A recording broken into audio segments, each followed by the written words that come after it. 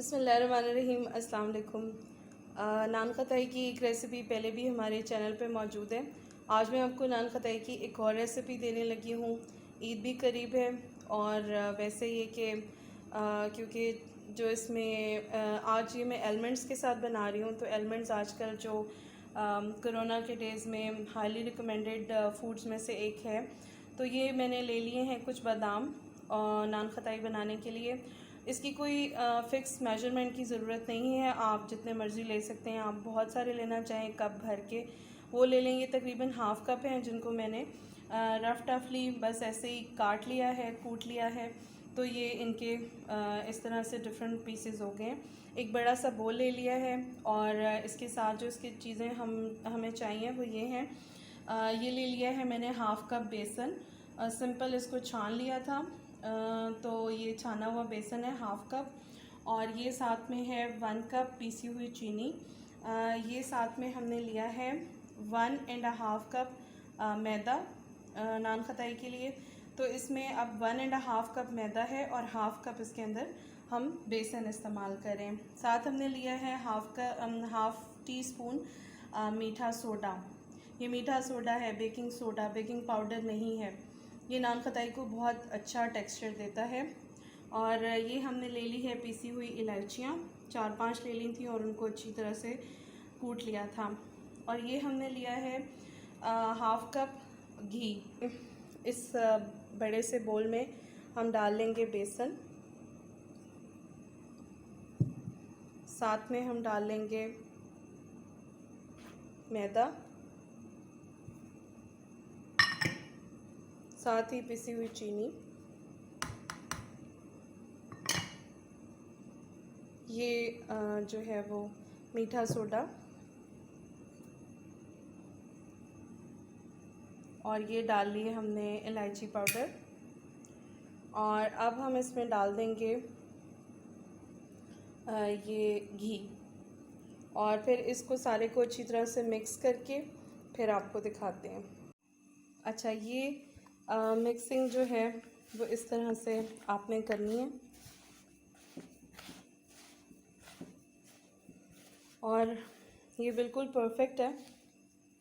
जैसे ये देखें, आप जब इस तरह करें तो ये नान खताई की शेप लेने लगा है इस तरह। तो बस इसमें बादाम जो है वो जहाँ जहाँ पे भी आए। और हमने आपको दिखाई नहीं है, अंडे की जर्दी हमें चाहिए होगी जो कि हमने इसके ऊपर लगानी है। फाइनली नान खताइयाँ रेडी करके, तो नान खताई की इस तरह से ये शेप करके, और मैं आपको अभी बेकिंग ट्रे में रख के दिखाती हूँ। बेकिंग ट्रे ले ली और इस तरह से इसमें आप ये बॉल बना के रखें और आप इसको ऐसे हल्का सा प्रेस कर लें।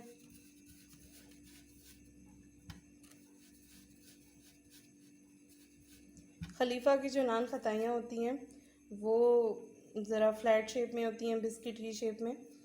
ये हमने ले ली है एग योक, ये हमने ले लिया है ब्रश, और इसको हम इस तरह से करके और बस अब नान खताइयों के ऊपर हम ब्रशिंग कर देते हैं यूँ इस तरह।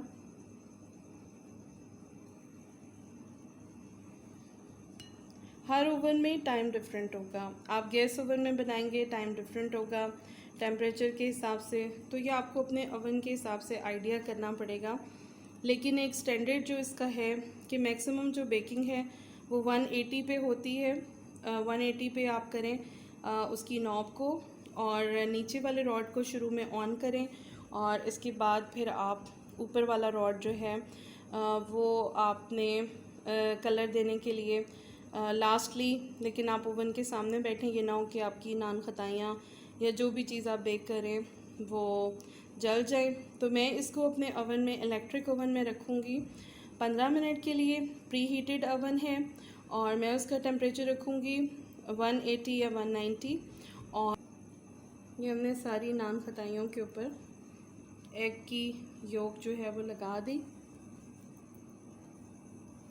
और अब ये नान खताइयाँ जाने लगी हैं ओवन में।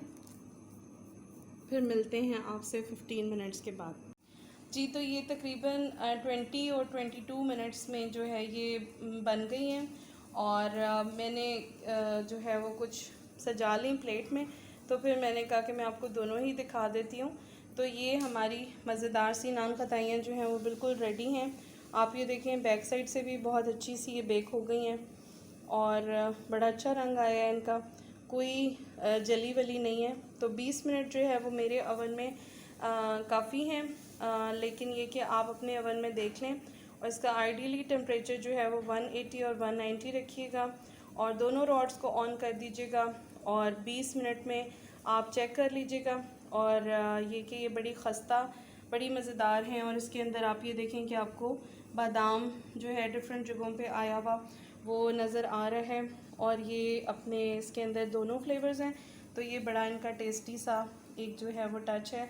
तो उम्मीद करते हैं कि आपको ये सिंपल और आसान रेसिपी बहुत अच्छी लगी होगी और आपको यकीनन बहुत पसंद आएगी और आपकी बहुत अच्छी बनेगी।